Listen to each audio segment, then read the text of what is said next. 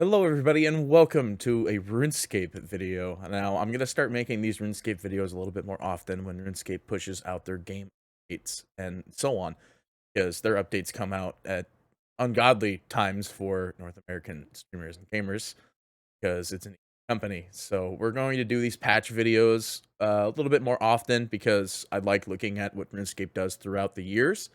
And with the new update of Fort Fraternity, there's going to be some good stuff coming out with that over the duration of the year. But first and foremost, let's go ahead and talk about the fact that the new Yak Trak is up, and it's the Fort Fraternity based one, including a Ninja Strike and the Game Jam. So this week in RuneScape, we're going to talk about all of that. First and foremost, the Yak Trak is up as our first topic. It's going to be the Fort Frontier, or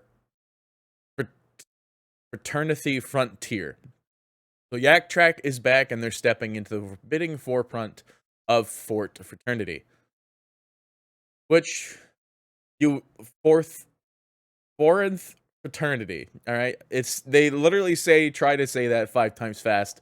That's not possible. I can't even say it once. So if you've been to New Foundations over the past fortnight, hopefully you'll see that there's a new fort that's up outside the wilderness that once used to take place of the lumber mill. Now, this Yak Track is going to be themed around Fort Fraternity, as well as the fact that you took away a cat's very gracious home that was once the lumber yard, now Fort Fraternity. So the first thing that comes up in Fort Fraternity's rewards is literally a cat. It's not the same cat as you all once known and loved. It's actually a completely different cat entirely. So you are sort of subjected with this cat in particular. I wish I didn't do what I did there, but we'll go back into full screen in a minute. So you're literally given a cat. On top of that, you're also given a royal dog, which is depicted here in the pictures above. I believe that you'll also have the ability to change the skins on them in particular, because this is a brown dog and that's an orange cat. The orange cat, and I mean, this is still a brown dog. I guess it's just not as color comparative as the picture they have above. And of course, what would Yak Track be without yet another yak? And this is basically your typical storage yak that's depicted of Fourth Fraternity's baseline style. Following that, there's been a slew of additions of capes that are really nice when you combine them with specific things. I know for my personal outfit, I will likely be using this cape because I use the Snoverlord transmog. Sorry, the Snoverlord Fashionscape. So it's going to look really nice on Snoverlord on top of this cape in particular. And then you also have a blue celestial light cape. Following that, there's a bunch of armor sets that come through with this as well, one of which being a royal knight. Following that, a sort of royal mage, and then maybe another court mage of a sort, but looking like an assassin type, the dagger setup. Following that is a jester-like outfit, which is this one here, as you could see. Very nice with the, I say jester, this is more of the polearm guy that usually stands in front. Oh, I didn't know that would take me all the way back. There we go. You've got your polearm statue, then you also got your lancer, and then of course you can't forget your sword and shield. You also have the big old task list here, as you could see, which we will go over very quickly. A lot of it is going to be overall. Iron Man usually get a little bit less of the greater things. They get like the Yak coins off the get-go if they're premium.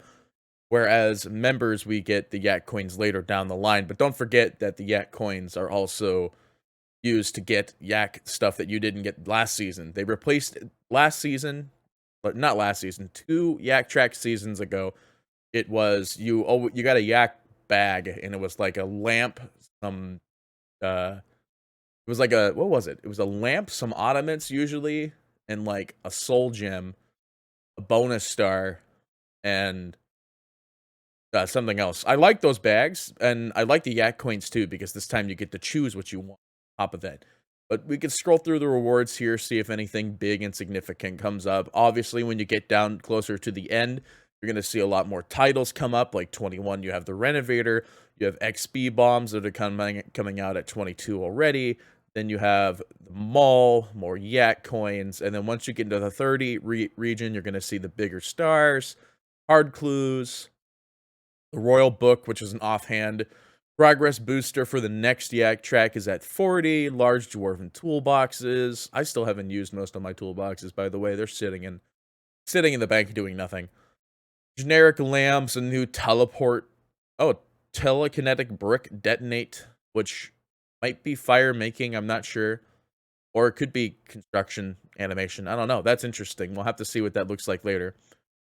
Large generic lamps, more portable skilling packs, more springs, more dwarven toolboxes, more yak coins, and finally, you get down to 70.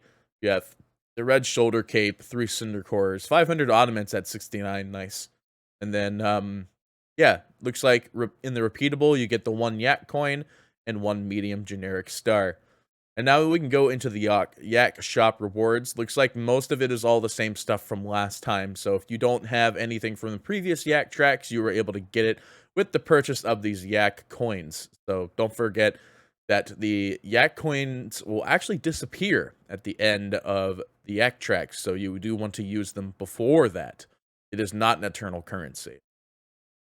Following that, we have the February Ninja Strike. So the Ninja team is back with some quality of life updates, with some changes to the Raksha arena visually, and now it looks much, much better. Much cleaner, much more well-designed overall. Like, this is the big boss room. This is just what it used to be before.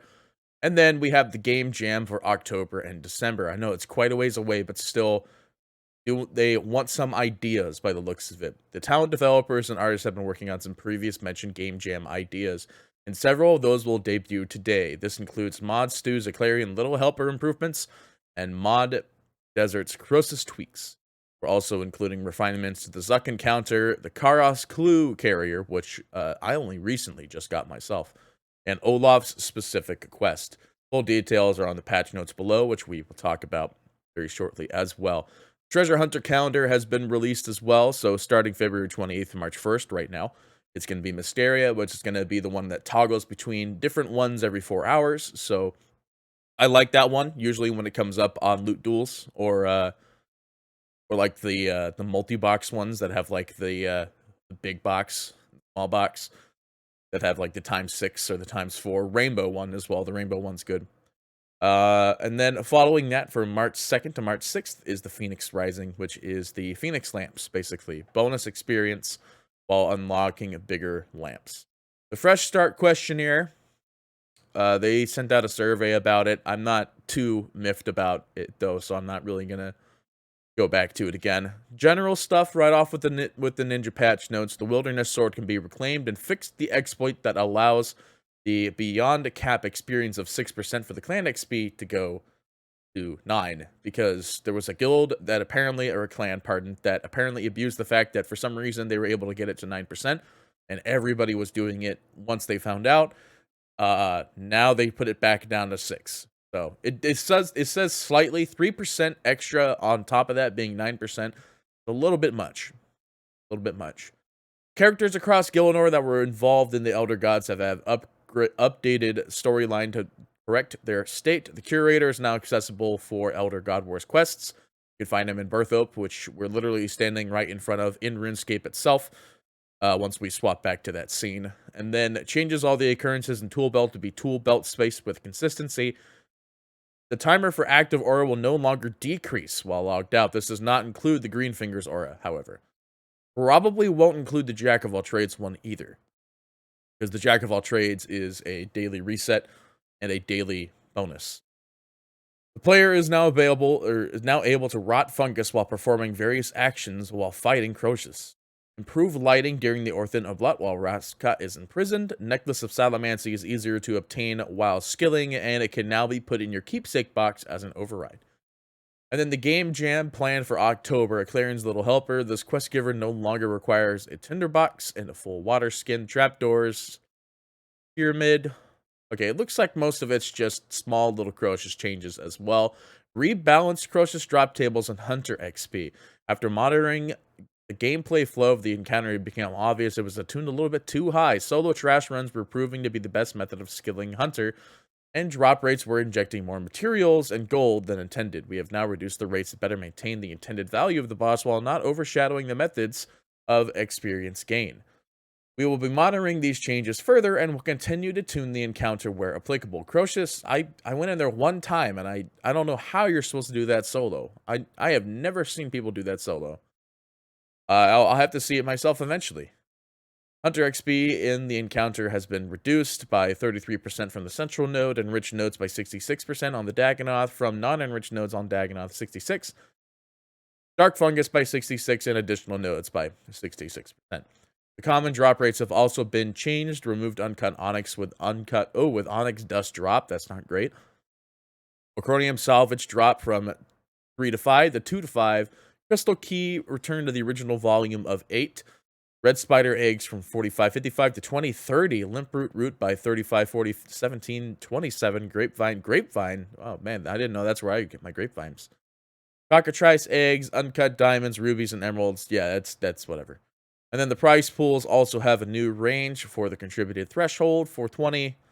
Nice. The following auto-collectors no longer place drops in the player's inventory during the Crocius encounter, being Charming Imp, Seed Aside, Legendary Pet with Scavenge ability, and the Charming Imp and Seed Aside will still be able to convert XP as before. So keep that in mind. And then the December quest list. I don't know why. Are we going over notes from like forever ago? No, it looks like it's still stuff left over from the other stuff. Ring of Kingship will be kept on death. Added to make all runes in the Wicked Hood interface. Olaf's quest has been improved. Good for Olaf. And it looks like that's pretty much it. The rest is community spotlight with some very beautiful paintings and pictures, as well as some very good comics. I always like going over the comics, though. The comics are good. I like these videos, too, when I see them. There was the guy that got Hardcore Iron Man done on like 3 tunes as well. And then we get some Fort Fraternity screenshots, the everybody at the Soul Altar with DXP, as well as keeping it very pink with the pink shade, as well as looks like people were skilling in Menethos. That's crazy. And then of course, don't forget the pink skirt player events that are usually managed by the player mods, the Skill and Chill, World 48, Fort Fraternity today, actually. Not right now, though, that's already happened. Yeah, it looks like that's it. Actually, no, this hasn't happened yet. This is going to happen eventually. World 2, guided tour of the lodestone unlocking loop, so that's good for people who don't have all the lodestones. And the Q&A at the West Varrock Bank on 4th. It looks like that's it for all the news. Overall, there was a lot actually in this quick notes. I only realized halfway through when I said I was only going to do a Yak Trak cover video, that as soon as I got to the point where it was more than just the Yak Trak in here, it was a lot more than I expected. But overall, I like the new Yak Trak. It's good because it puts RuneScape players in a busy position. And as always, it'll keep them busy at the end of the day. Because, I mean, RuneScape's a fun game to play. Everybody really likes playing it. So we can already go into RuneScape 2 and we can go and take a quick gander at the Yak Trak itself. As you can see here, you will always have your overview, and it's in its own events tab. And there you go. There's our Yak Trak. You go all the way up to 70 this time instead of 50, I think one time it was. I think last time it was 70 again. And the Yak Trak is up for 75, basically 76 days. You can see that the Yak Trak is basically like pushing you through the various stages that you were at Fort Fraternity, in a sense. Like, here's you walking up. There's the brazier right in front of the front door. And then here's the front door when it was all mucked up and it still looked like nobody was ever here. There's the brazier again. And then here's you building up the bridge and everything like that, putting all the wood, getting it all set up and stuff like that. Now you got the walls up and ready to go. And here's the inside. There's the well where the banker sits that nobody ever uses. And then finally, the wall to the outside of the wilderness. So I like it. Very good way that they did that. So thank you so much for watching this video. I hope that you enjoyed more videos like this for RuneScape. Definitely coming up around the future because, you know, there's a lot to talk about in RuneScape. Why not talk about it together? Thank you so much for watching. We'll see you next time. This is Party Petey, signing off.